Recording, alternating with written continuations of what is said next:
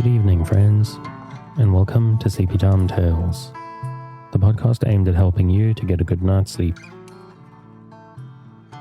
Do you find your mind plagued with the stresses of modern life, especially when the lights are out and you're trying to get a restful night? Does your spinning mind keep you awake? Follow my voice down the path towards a good night's rest. Listen to me tell a story that will keep your mind from wandering to your daytime problems, the ones that you can't solve right now and will be easier to solve well rested. Listen to my voice and allow yourself to drift, following the twists and turns of the story, but slowly letting go and drifting into sleep. This show is brought to you by the supporters on Patreon. Times are tough for everyone, and to be honest, myself included right now. So people who can do what they can to help me keep the show running, despite their own difficulties, are very much appreciated. So if you'd like to support Sleepy Time Tales and help me keep the show running, and you have the means, please take a look at patreon.com/sleepytimetales. You'll find the link in the show notes, or you'll be able to find it from the website to see what you can get as a supporter. There are real rewards there from as little as $2 a month, over and above the feeling that you are helping thousands of fellow insomniacs to get a good night's sleep. Other methods of support are also listed in the show notes if a monthly contribution is a bit much. So besides the Patreon, there's also the tip jar, the merchandise store, and a few other options for you. So again, if you've got a little bit of something to spare, please take a look. I can tell you now that thanks to exchange rates, even a few dollars go a very long way. So any contribution you can make to Sleepy Time Tales will be much appreciated.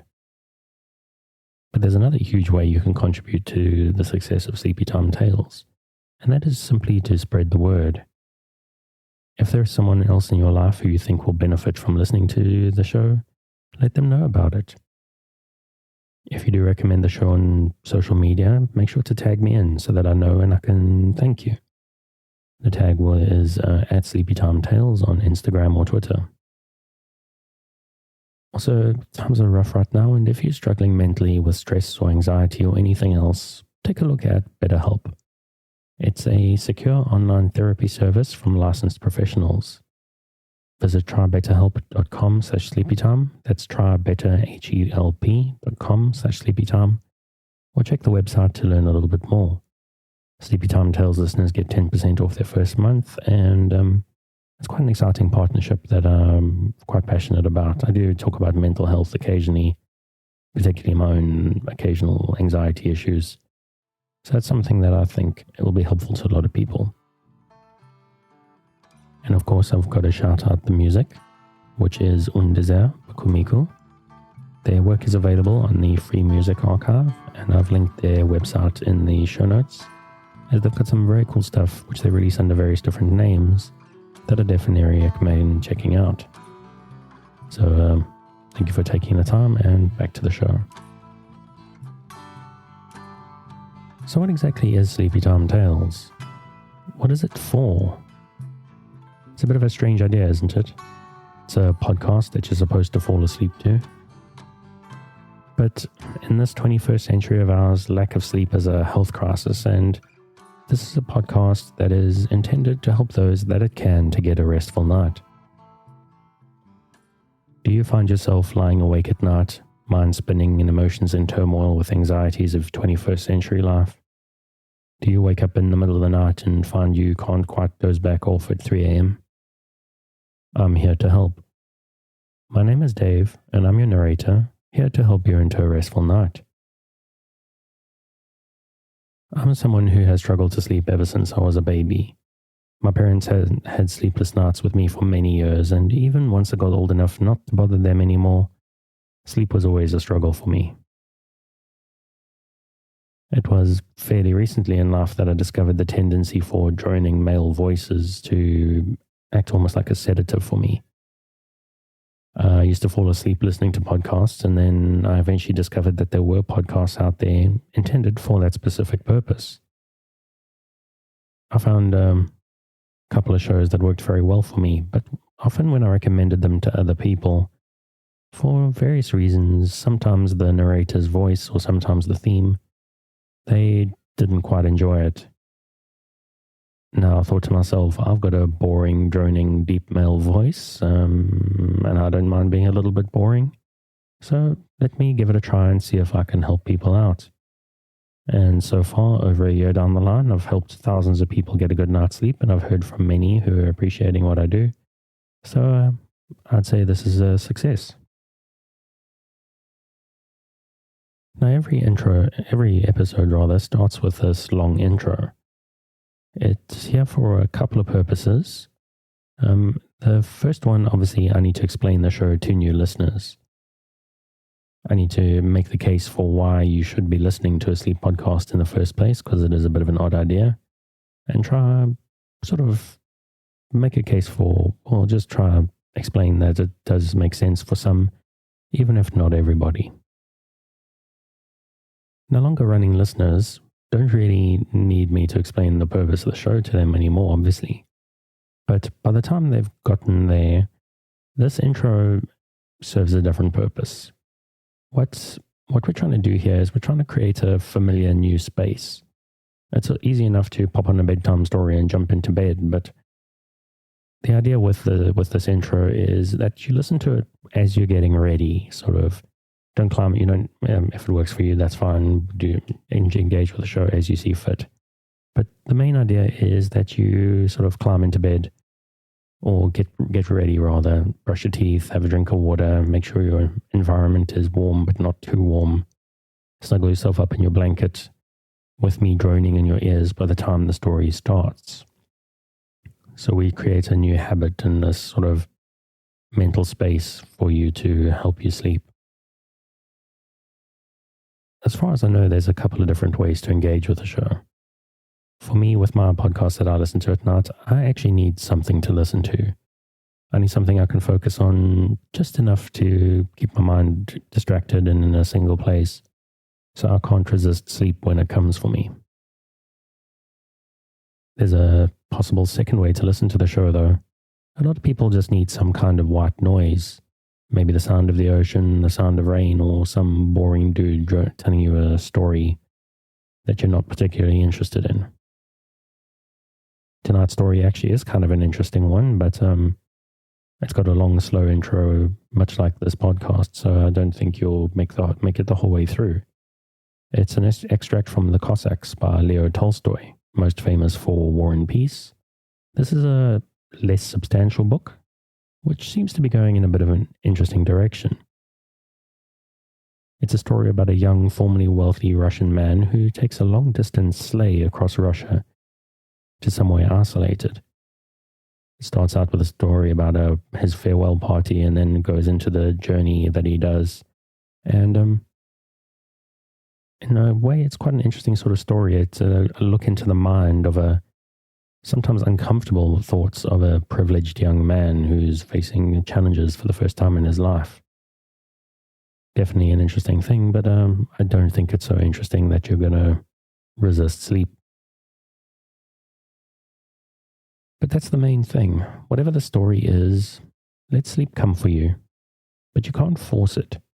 As I tell you the story of the young man and his sleigh ride across Russia, which must be one of the longest experiences a human being can go through, just keep a light mental grip on that story and allow sleep to come for you when it's ready, when you're ready. Now, obviously, I'm hoping that you'll sleep well before I get to the end of the episode, but I'm going to be here for a while, so don't feel pressurized. This may not work immediately. If this is your first time listening to the show, I suggest you give it at least 2 or 3 nights to try get used to the strange idea of a podcast that you're supposed to fall asleep to. I mean, it's a little bit of an odd one.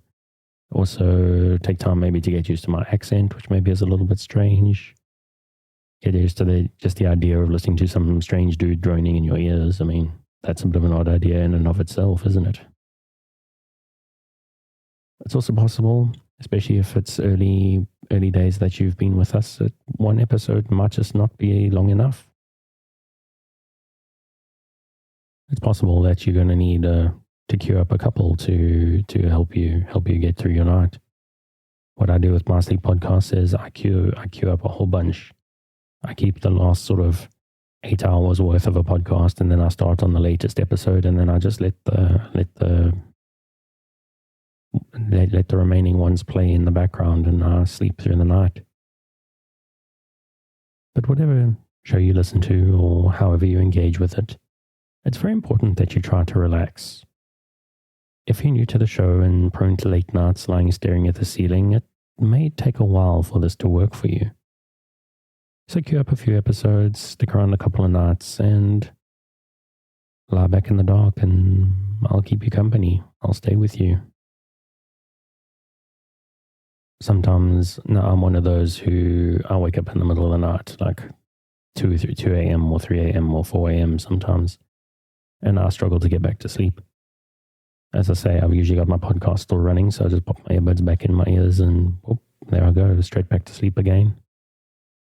Sometimes even I wake up just a little bit before my alarm.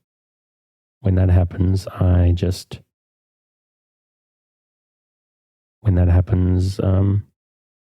the same. Pop the earbuds in, and sometimes I fall back asleep.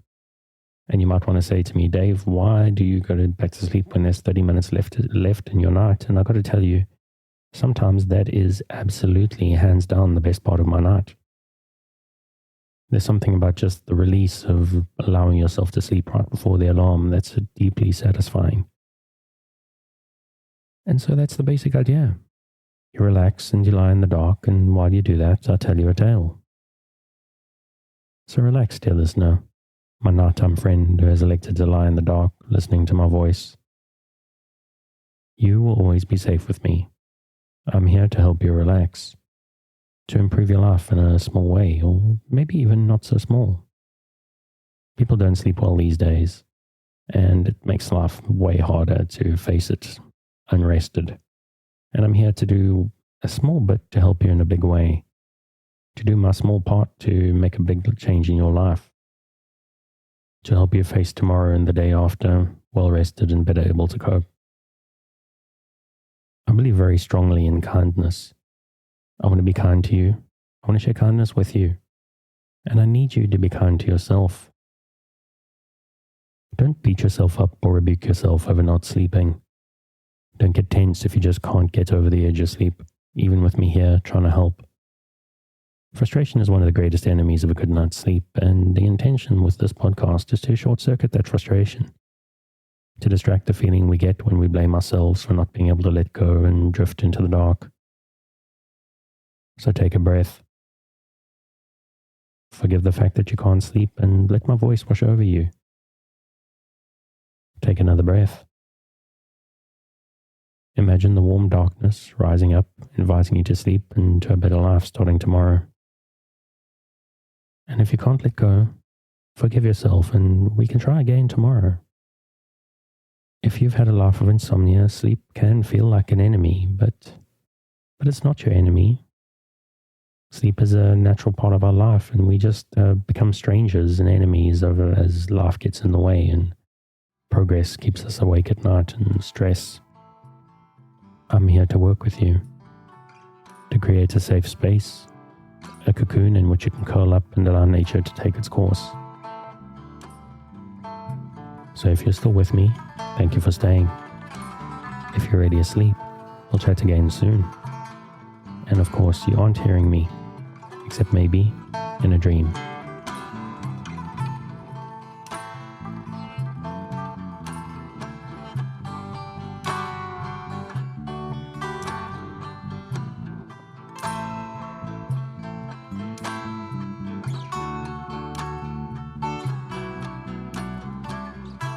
The Cossacks, a tale of 1852, by Leo Tolstoy.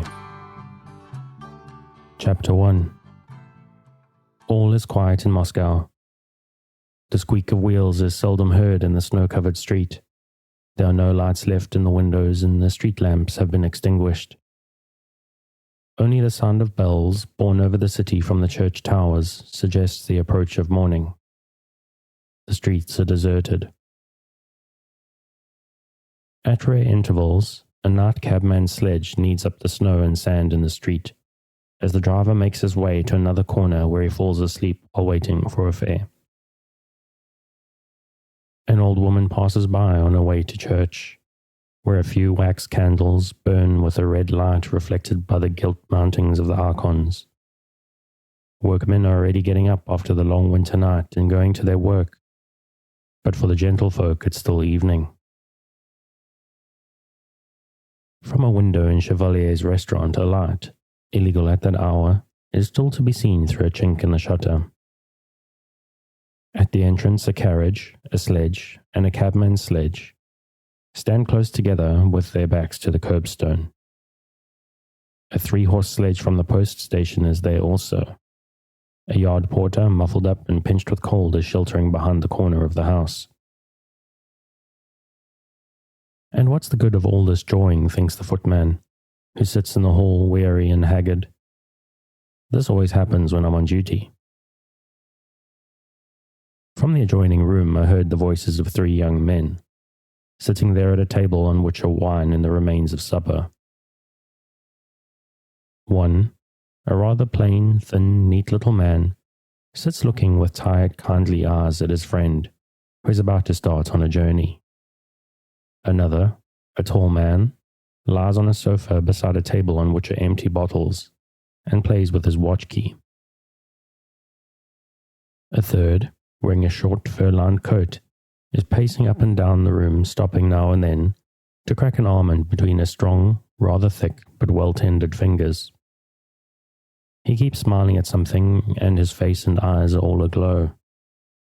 He speaks warmly and gesticulates, but evidently does not find the words he wants, and those that occur to him seem to him inadequate to express what has risen to his heart. Now I can speak out fully, said the traveller. I don't want to defend myself, but I should like you at least to understand me as I understand myself, and not look at the matter superficially. You say I have treated her badly, he continued, addressing the man with the kindly eyes who was watching him. Yes, you are to blame, said the latter, and his look seemed to express still more kindliness and weariness. I know why you say that, rejoined the one who was leaving. To be loved is, in your opinion, as great a happiness as to love, and if a man obtains it, it is enough for his whole life. Yes, quite enough, my dear fellow, more than enough, confirmed the plain little man, opening and shutting his eyes. But why shouldn't the man love too, said the traveller thoughtfully, looking at his friend with something like pity. Why shouldn't one love? Because love doesn't come. No, to be beloved is a misfortune. It is a misfortune to feel guilty because you do not give something you cannot give. Oh God, he added, with a gesture of his arm. If it all happened reasonably and not all topsy-turvy, not in our way but in a way of its own, why, it's as if I had stolen that love. You think so too, don't deny it. You must think so. But will you believe it? Of all the horrid and stupid things I've found time to do in my life, and there are many, this is one I do not and cannot repent of. Neither at the beginning nor afterwards did I lie to myself or to her. It seemed to me that I had at last fallen in love, but then I saw that it was an involuntary falsehood, and that was not the way to love, and I could not go on. But she did. Am I to blame that I couldn't? What was I to do? Well, it's ended now, said his friend, lighting a cigar to master his sleepiness. The fact is that you have not yet loved, and you do not know what love is. The man in the fur-lined coat was going to speak again and put his hands to his head, but could not express what he wanted to say. Never loved. Yes, quite true. I never have. But after all, I have within me a desire to love, and nothing could be stronger than that desire. But then again, does such love exist? There always remains something incomplete. Oh well, what's the use of talking? I've made an awful mess of life, but anyhow, it's all over now, you're quite right. And I feel that I'm beginning a new life. Which you will again make a mess of, said the man who lay on the sofa playing with his watch key. But the traveller did not listen to him. I'm sad and yet glad to go, he continued. Why am I sad? I don't know. And the traveller went on talking about himself, without noticing that this did not interest the others as much as it did him. A man is never such an egotist as at the moment of spiritual ecstasy. At such times it seems to him that there is nothing on earth more splendid and interesting than himself. Dmitri Andreevich, the coachman won't wait any longer, said a young serf, entering the room in a sheepskin coat with a scarf tied around his head. The horses have been standing since 12 and it's now 4 o'clock. Dmitri Andreevich looked at his serf, Vanyusha. The scarf around Vanyusha's head, his felt boots and sleepy face, seemed to be calling his master to a new life of labor, hardship, and activity. True enough. Goodbye, said he, feeling for the unfastened hook and eye on his coat. In spite of advice to mollify the coachman by another tip, he put on his cap and stood in the middle of the room. The friends kissed once, then again, and after a pause, a third time. The man in the fur-lined coat approached the table and emptied a champagne glass, then took the plain little man's hand and blushed. Oh well, I'll speak out all the same. I must and will be frank with you, because I'm fond of you. Of course you love her. I always thought so, don't you? Yes, answered his friend, smiling still more gently. And perhaps... Please, sir, I have orders to put out the candles, said the sleepy attendant, who had been listening to the last part of the conversation and wondering why gentlefolk always talk about one and the same thing. To whom shall I make out the bill? To you, sir, he added, knowing whom to address, and returning to the tall man. To me, replied the tall man. How much? 26 rubles. The tall man considered for a moment, but said nothing and put the bill in his pocket. The other two continued their talk. Goodbye. You are a capital fellow, said the plain man with the mild eyes. Tears filled the eyes of both. They stepped into the porch. Oh, by and by, said the traveller, turning with a blush to the tall man. Will you settle Chevalier's bill and write and let me know? All right, said the tall man, putting on his gloves. How I envy you, he added, quite unexpectedly, when they were out in the porch. The traveller got into his sledge, wrapped his coat about him, and said, Well then, come along. He even moved a little to make room in the sledge for the man who said he envied him. His voice trembled. Goodbye, Mitya. I hope that with God's help you, said the tall one. But his wish was that the other would go away quickly, so he could not finish the sentence. They were silent a moment. Then someone again said goodbye, and a voice cried ready, and the coachman touched up the horses. Hi, Elisar, one of the friends called out, and the other coachmen and the sledge drivers began moving, clicking their tongues and pulling at the reins. Then the stiffened carriage wheels rolled squeaking over the frozen snow. A fine fellow, that Olenin, said one of the friends, but what an idea to go to the Caucasus, as a cadet too. I wouldn't do it for anything. Are you dining at the club tomorrow? Yes. They separated. The traveller felt warm. His fur coat seemed too hot. He sat on the bottom of the sledge and unfastened his coat, and the 3 shaggy post horses dragged themselves out of one dark street and into another, past houses he had never before seen. It seemed to Olenin that only travellers starting on a long journey went through these streets. All was dark and silent and dull around him, but his soul was full of memories, love, regrets, and a pleasant, tearful feeling. Chapter 2. I'm fond of them, very fond. First-rate fellows, fine, he kept repeating, and felt ready to cry. But why he wanted to cry, who were the first-rate fellows he was so fond of, was more than he quite knew. Now and then he looked round at some house and wondered why it was so curiously built. Sometimes he began wondering why the postboy and Vanyusha, who were so different from himself, sat so near. and together with him were being jerked about and sprayed by the tugs of the side horses gave at the frozen traces. And again he repeated, "First rate, very fond." And once he even said, "And how it seizes one, excellent," and wondered what made him say it. "Dear me, am I drunk?" he asked himself. He had had a couple of bottles of wine, but it was not the wine alone that was having this effect on Olenin. He remembered all the words of friendship, heartily, bashfully, spontaneously, as he believed, addressed to him on his departure. He remembered the clasp of hands, glances, and moments of silence, and the sound of a voice saying, "Goodbye, Mitya," when he was already in the sledge. He remembered his own deliberate frankness, and all this had a touching significance for him. Not only friends and relatives, not only people who had been indifferent to him, but even those who did not like him seemed to have agreed to become fonder of him, or to forgive him before his departure, as people do before confession or death. Perhaps I shall not return from the Caucasus, he thought, and he felt that he loved his friends and someone besides.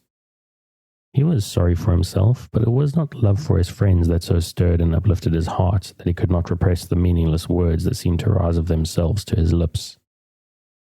Nor was it love for a woman. He had never yet been in love. That brought on this mood. Love for himself, love full of hope, warm young love for all that was good in his own soul. And at that moment it seemed to him that there was nothing but good in it, compelled him to weep and to mutter incoherent words. Olenin was a youth, had never completed his university course, never served anywhere, having only a nominal post in some government office or other, who had squandered half his fortune and had reached the age of 24 without having done anything or even chosen a career. He was what in Moscow society is termed unjun hom.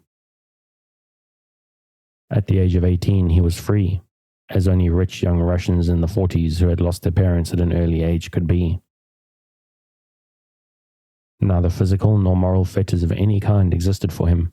He could do as he liked, lacking nothing and bound by nothing. Neither relatives nor fatherland nor religion nor wants existed for him. He believed in nothing and admitted nothing. But although he believed in nothing, he was not a morose or blasé young man, nor self-opinionated, but on the contrary, continually let himself be carried away. He had come to the conclusion that there is no such thing as love, yet his heart always overflowed in the presence of any young and attractive woman. He had long been aware that honors and position were nonsense, yet involuntarily he felt pleased when at a ball Prince Sergius came up and spoke to him affably. But he yielded to his impulses only insofar as they did not limit his freedom. As soon as he had yielded to any influence and became conscious of its leading on to labor and struggle, he instinctively hastened to free himself from the feeling or activity into which he was being drawn and to regain his freedom. In this way he experimented with society life, the civil service, farming, music, to which at one time he intended to devote his life, and even with the love of women in which he did not believe. He meditated on the use to which he should devote the power of youth, which is granted to man only once in a lifetime. That force which gives a man the power of making himself, or even, as it seemed to him, of making the universe, into anything he wishes, should it be to art, to science, to love of woman, or to practical activities. It is true that some people are devoid of this impulse, and on entering life at once place their necks under the first yoke that offers itself, and honestly labor under it for the rest of their lives. But Olenin was too strongly conscious of the presence of that all-powerful god of youth, of that capacity to be entirely transformed into an aspiration or idea, the capacity to wish and do, to throw oneself headlong into a bottomless abyss without knowing why or wherefore. He bore this consciousness within himself, was proud of it, and without knowing it, was happy in that consciousness. Up to that time, he had loved only himself, and could not help loving himself, or expected nothing but good of himself, and had not yet had time to be disillusioned. On leaving Moscow, he was in that happy state of mind in which a young man, conscious of past mistakes, suddenly says to himself, That was not the real thing. All that had gone before was accidental and unimportant. Till then he had not really tried to live, but now, with his departure from Moscow, a new life was beginning. A life in which there would be no mistakes, no remorse, and certainly nothing but happiness. It is always the case on a long journey that till the first 2 or 3 stages have been passed, imagination continues to dwell with. It is always the case on a long journey that till the first 2 or 3 stages have been passed, imagination continues to dwell on the place left behind. But with the first morning on the road, it leaps to the end of the journey and there begins building castles in the air. So it happened to Olenin. After leaving the town behind, he gazed at the snowy fields and felt glad to be alone in their midst. Wrapping himself in his fur coat, he lay at the bottom of the sledge, became tranquil, and fell into a doze. The parting with his friends had touched him deeply, and memories of that last winter spent in Moscow and images of the past, mingled with vague thoughts and regrets, rose unbidden in his imagination. He remembered the friend who had seen him off, and his relations with the girl they had talked about. The girl was rich. How could he love her knowing that she loved me, thought he, and evil suspicions crossed his mind. There is much dishonesty in men when one comes to reflect. Then he was confronted by the question, but really, how is it I have never been in love? Everyone tells me that I never have. Can it be that I am a moral monstrosity? And he began to recall all his infatuations.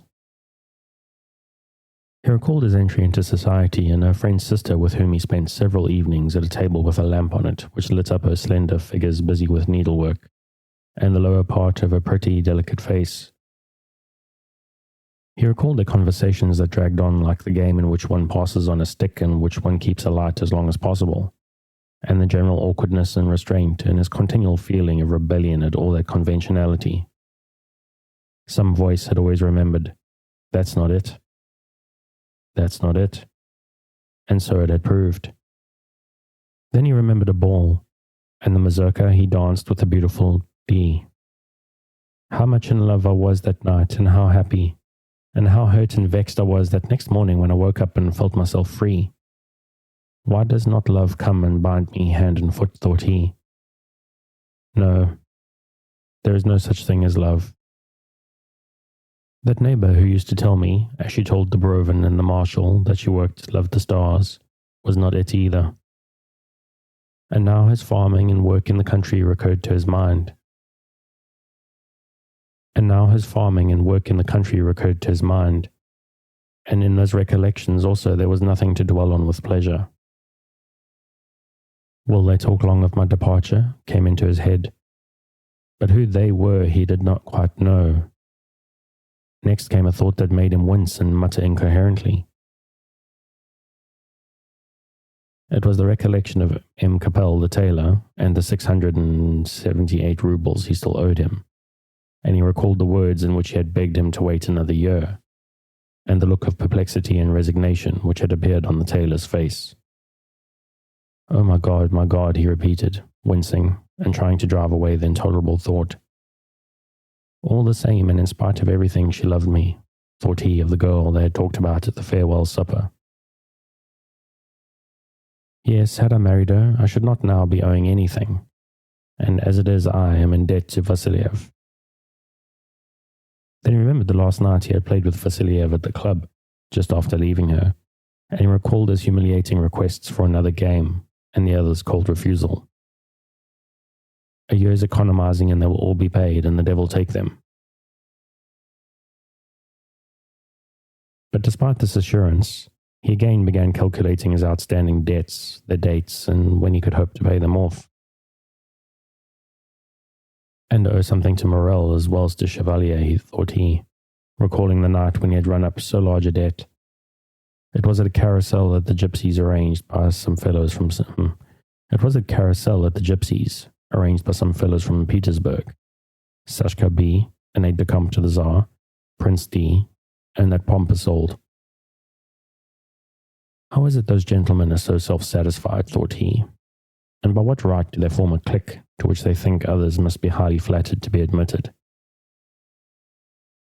Can it be because they are on the Emperor's staff? Why, it's awful what fools and scoundrels they consider other people to be. But I showed them that I, at any rate, on the contrary, do not at all want their intimacy.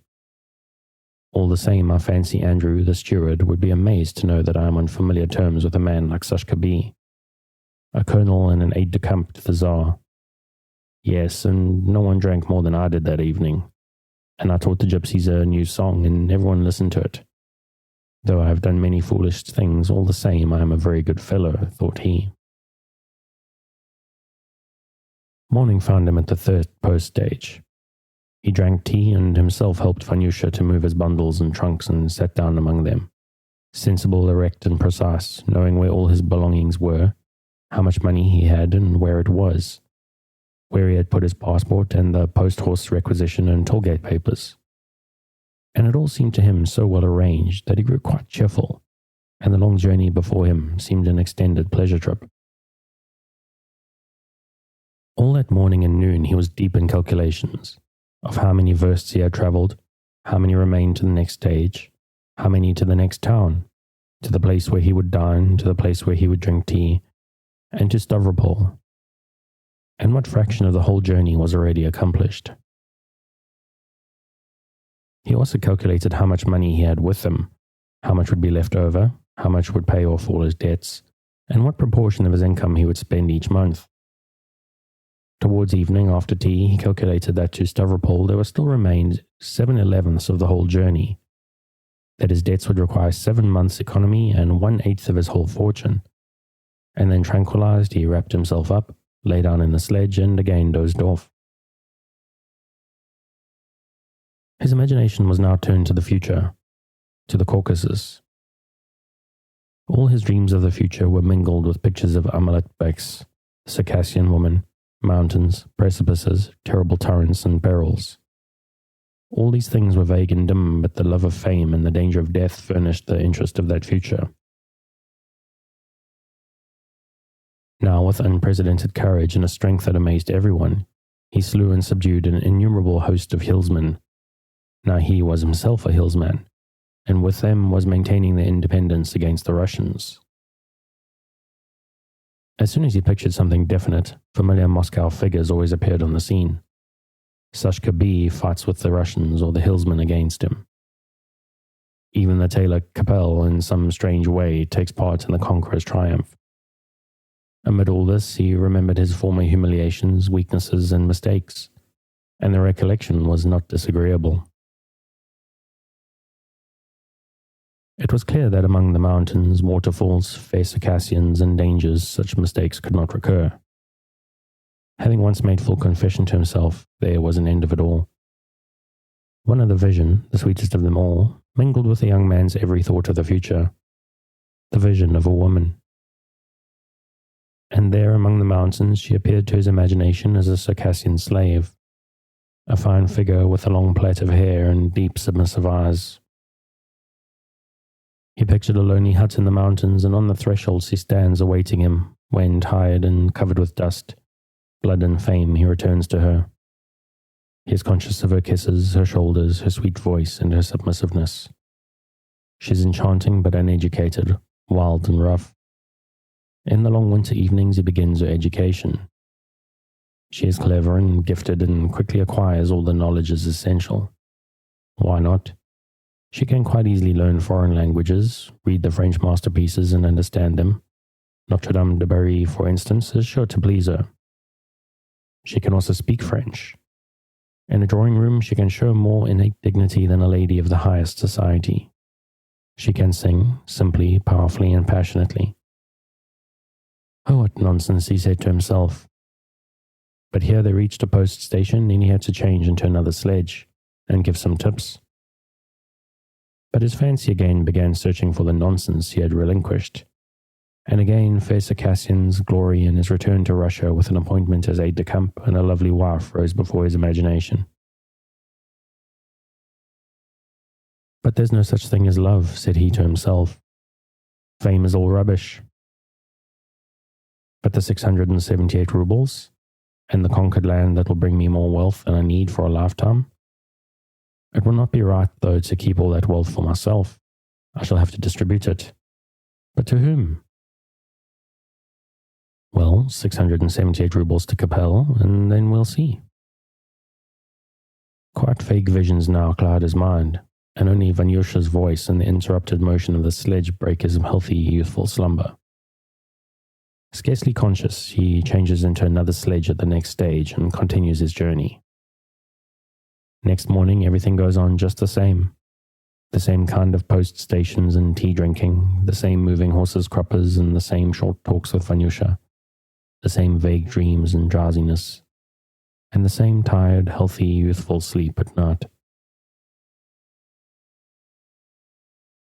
Chapter 3.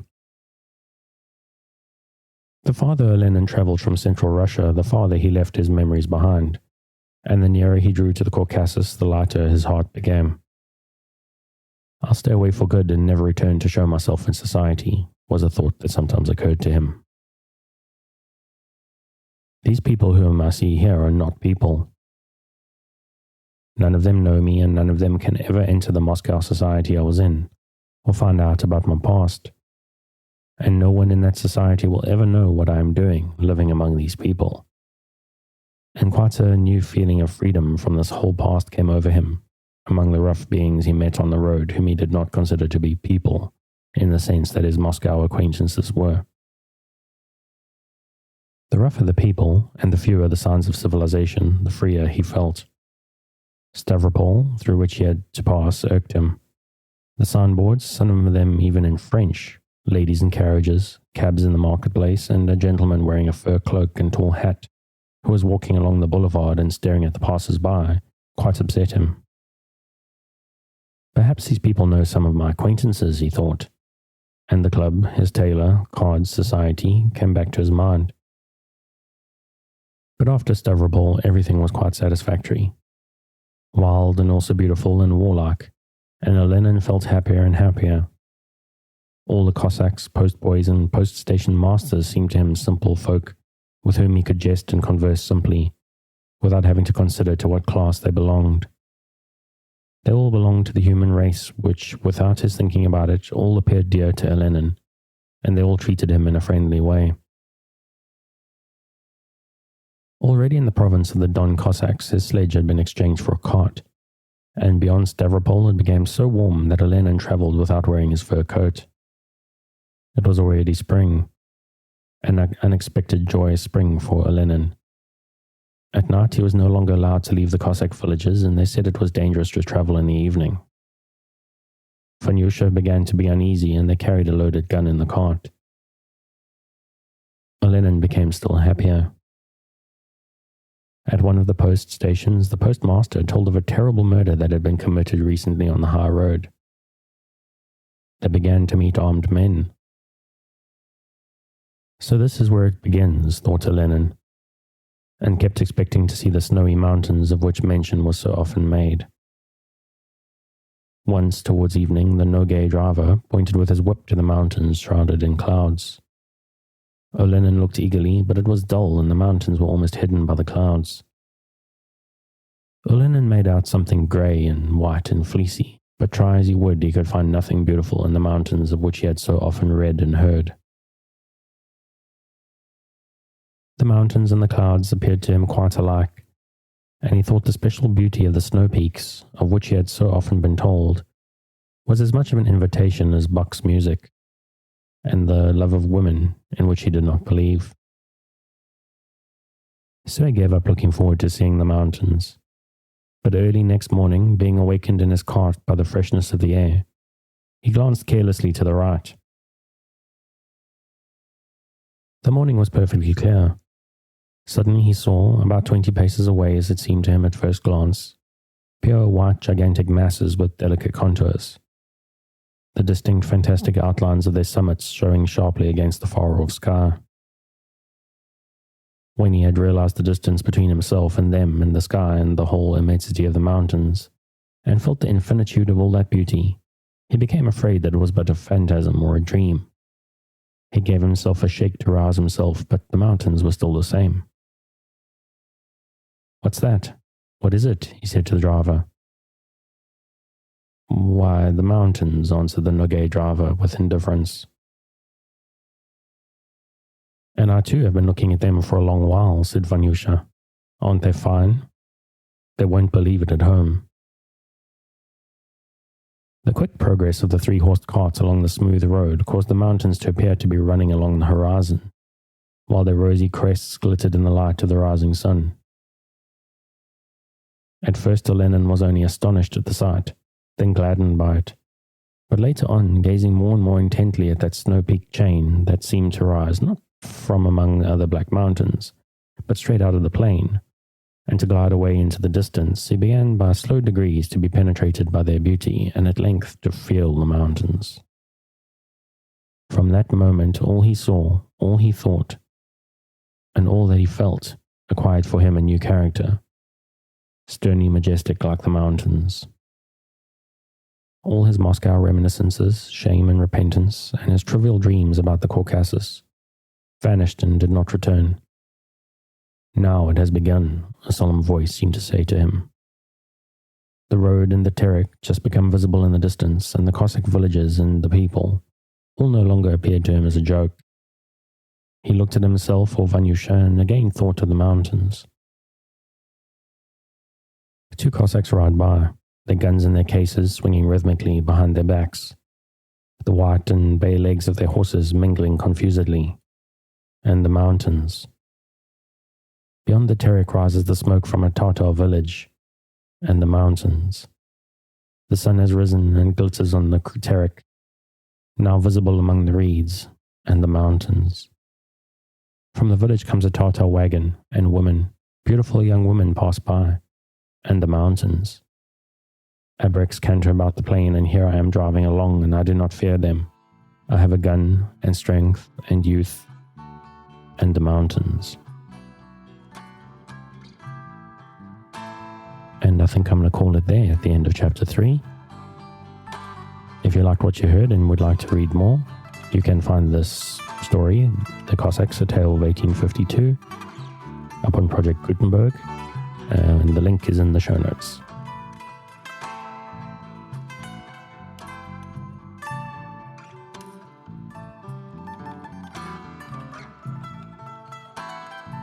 Thanks again for joining me on this episode of Sleepy Time Tales, the podcast designed around a bedtime story to help you to get a restful night.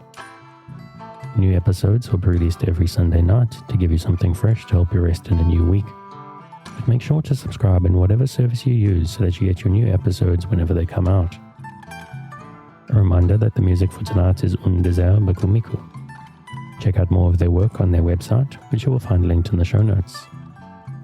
Good night, and sweet dreams.